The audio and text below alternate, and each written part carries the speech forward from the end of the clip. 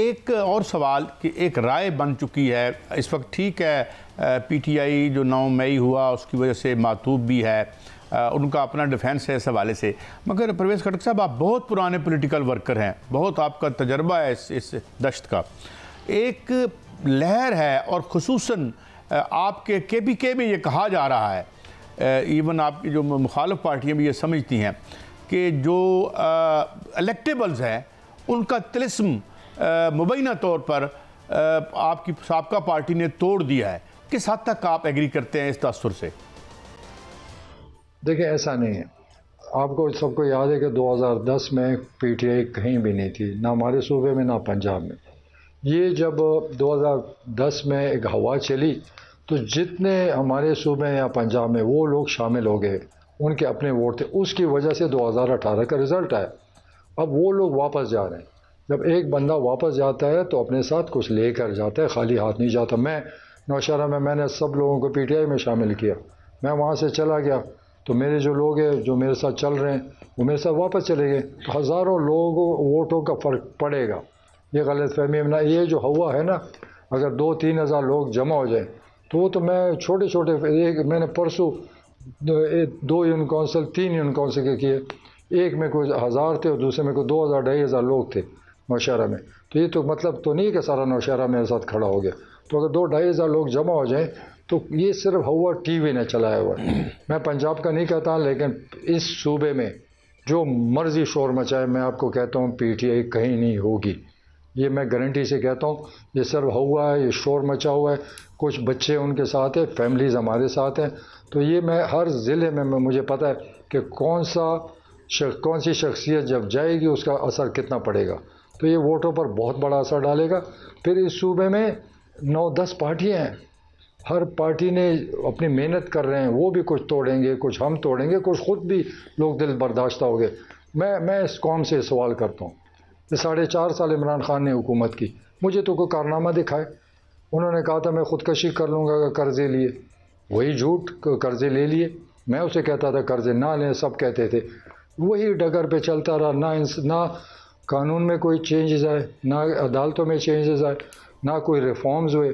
मैं लड़ता रहा कि जो मैंने KP में किया, जिसके बेस पर आप इलेक्शन लड़े कि हमने KP में ये रिफॉर्म किया, हमने ये किया, हमने पुलिस ठीक की, एजुकेशन ठीक की। मैं कहता रहा पंजाब में कर दो। वह पंजाब में जो चीफ मिनिस्टर बैठाया हुआ था उसकी कोई वो कर ही नहीं सकता था। तो ऐसा आदमी जिनके अपना विजन ना हो, जो पंजाब को इसमें इमरान खान ने काम नहीं किया। फिर ये आप कभी पूछ भी सकते हैं, फिर मैं लड़ा, मैंने कहा छोड़ें पंजाब को, अब इस्लामाबाद को ठीक करें।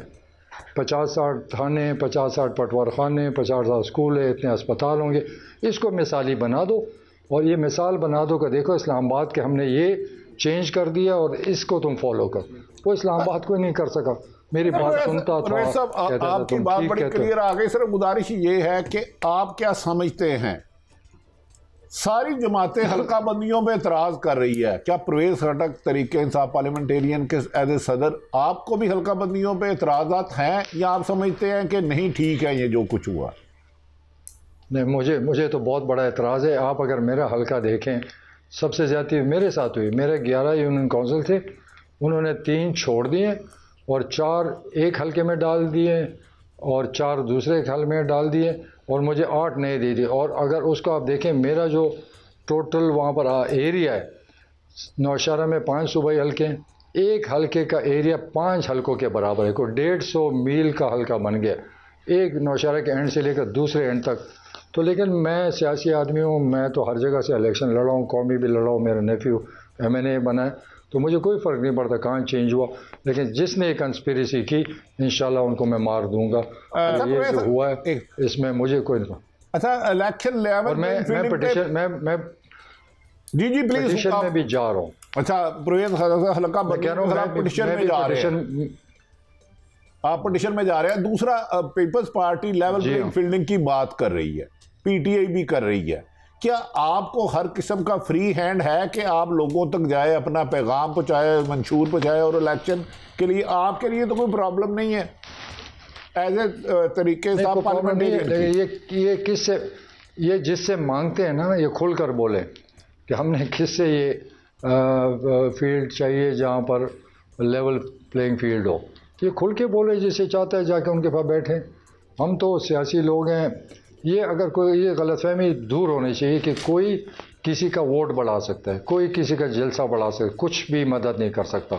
हमने वोट अपने मेहनत से लेने, हमने जलसे अपने मेहनत से कर रहे हैं। कोई हमारे लिए जलसे भी नहीं बढ़ा कर सकता। मैं इलेक्शन लड़ा हूँ, मैं तो जितने इलेक्शन लड़ा हूँ, लोग कहते हैं कि पिछली हुकूमत में ये हुआ। मैं तो नौशहरा में, क्योंकि जब इलेक्शन होता है पोलिंग एजेंट बैठा होता है, पोलिंग एजेंट आपके रिज़ल्ट ला के देता है, उसको कौन चेंज कर सकता है? मुझे कोई साबित करे ना कि ये मेरे पोलिंग एजेंट का रिज़ल्ट था और ये चेंज हो गया। सारे ड्रामा हवा बन जाता है। ठीक है, प्रोपेगेंडे से आपको मदद मिलती है, लेकिन इलेक्शन के दिन या ऐसा कोई इंटरफेयर नहीं कर सकता। कई मैंने तो यहाँ अपने सूबे में नहीं देखा। मैंने तो फेयर इलेक्शन अपने सूबे में देखे, लेकिन मैं पंजाब और सिंध का नहीं कुछ कह सकता। लेकिन यहाँ पर मैं 90 के इलेक्शन हुए, मैं उसमें साबित कर सकता हूँ कि क्या धांधली हुई थी।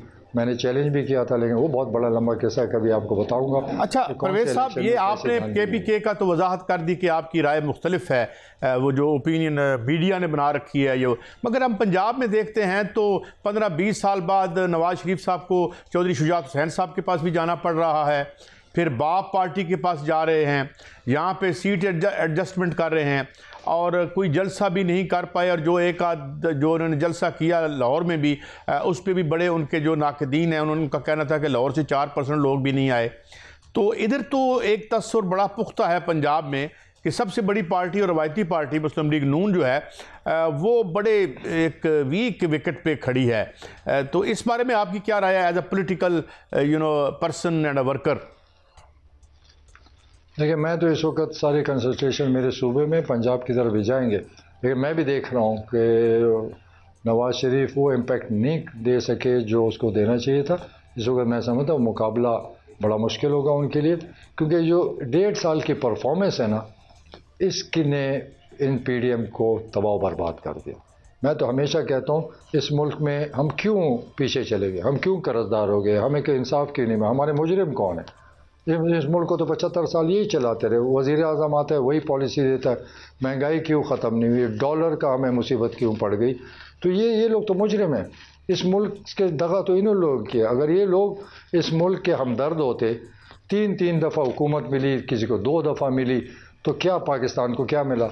इनके तो ख़ानदान अमीर तरीन हो गए, इनके जहाज़ भी चल रहे हैं, इनके कारखाने भी चल रहे हैं, मुल्क डूबता जा रहा है। तो मेरा तो रोज़ तकरीरों में यही बात है कि इस मुल्क से इन मुजरिमों से जान छुड़ानी पड़ेगी। अच्छा, क्योंकि इनकी वजह से हम बेरोज़गारी महंगाई में फंस गए। आपने फरमाया 5 साल वाकई काम किया और लोग कहते थे कि KPK की पुलिस मिसाली है। आपके ख्याल में 5 साल अगर इमरान खान ने आपको फ्री हैंड दिया था? और दूसरी बात, अचानक परवेज खटक साहब और इमरान खान साहब की एक मुलाकात होती है 2-3 घंटे के लिए कमरे में बैठे, कोई जो माजी के खदशात है वो दूर होने के चांसेस है कि अक्रॉस लगा दिया आपने? देखिए, मेरी मुलाकात तो ऐसी कोई नहीं है। इस पर मुझे फ्री हैंड कोई नहीं दिया गया। वो इंटरफेयर करते थे, लेकिन मैं समझदार था, मुझे रास्ते आते हैं कौन सा काम कैसे निकालना था। मैंने अपनी मर्ज़ी से जितने रिफॉर्म लाए। इमरान खान को क्या पता पुलिस को रिफॉर्म, ये तो अल्लाह बख्शे दुरानी साहब को जिंदा होते आपको बताते, क्योंकि पहले दिन से मैंने उसे कमिट कर लिया कि हम इंटरफेयर नहीं करेंगे। साहब, आपका टाइम बड़ा कीमती है, आपने हमें स्पेशल टाइम दिया। सिर्फ मैं सवाल दोहरा देता हूँ, इन फ्यूचर परवेज खटक साहब और इमरान खान जो पुराने दोस्त हैं, उन्हें कोई ऐसा मौका मिल जाता है कि 4-3 घंटे कमरे में बैठे एक दूसरे से गिले शिकवे करें, क्या दोबारा कुर्बत हो सकती है या क्रॉस लगा दिया आपने? देखिए, दोस्ती अपनी जगह, सियासत अपनी जगह। अभी तो इमरान खान खैर ज़ेर अताब है। मेरा ख्याल नहीं है कि अब क्योंकि मैं तो इस उम्मीद से आया था कि नया पाकिस्तान बने। मैं कुरान पे हाथ रखता हूँ कि मैंने जब वजारत छोड़ी इसलिए आया था कि मुल्क में कोई चेंज आ रहा है, एक बेहतरीन लीडर आ रहा है, कोई तब्दीली आ जाएगी, खुशहाली आ जाएगी। लेकिन मैं 5.5 साल तो मैं अपनी हुकूमत करता रहा। वो तो वज़ीर आज़म नहीं था। मैंने रिज़ल्ट दिया, मैंने रिफॉर्म्स किए, हर इदारे में किए, हर महकमे में किए और रिज़ल्ट भी दिया। लेकिन वो मैं चाहता था कि ये चीज़ पंजाब में इम्प्लीमेंट हो, ये इस्लामाबाद में इम्प्लीमेंट हो। मैं बार बार कहता रहा कि खुदा के लिए आपने सारा इलेक्शन इस पर लड़ा कि हमने पुलिस ठीक किया, हमने एजुकेशन में ये किया, हमने हेल्थ में ये किया, हमने पटवारी ठीक किया, हमने रिश्वत पर हाथ डाला। तो क्या हुआ? पंजाब में हुआ कोई चेंज नज़र आए किसी को? इस्लामाबाद में हुआ? वो सिर्फ ये कि उन्होंने पाकिस्तानियों को हिप्नोटाइज कर दिया। मैं एक मज़े की बात बताता हूँ। हमें इमरान खान रोज़ यही कहता था कि 3-4 पॉइंट से ज़्यादा बातें ना करो, बस उसको पकड़ लो, उसके दिमाग में हैमर करो, और अगर झूठ भी हो ना वो सच साबित होता है। वही हुआ कि इमरान खान का झूठ आप लोगों के दिमाग में चला गया, और उन्होंने सबको हिप्नोटाइज कर दिया।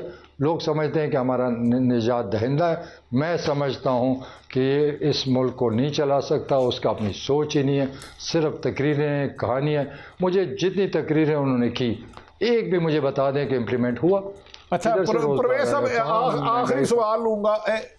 परवेज खटक साहब जैसे जीरक सियासतदान जो हर पॉलिटिशियन को समझे हैं, क्या वजह है कि 7 साल इमरान खान साहब के साथ वफाक और सूबे में हुकूमत में रहे, लेकिन जान नहीं सके कि वो अंदर से कुछ और कह रहे हैं, बाहर से कुछ और है?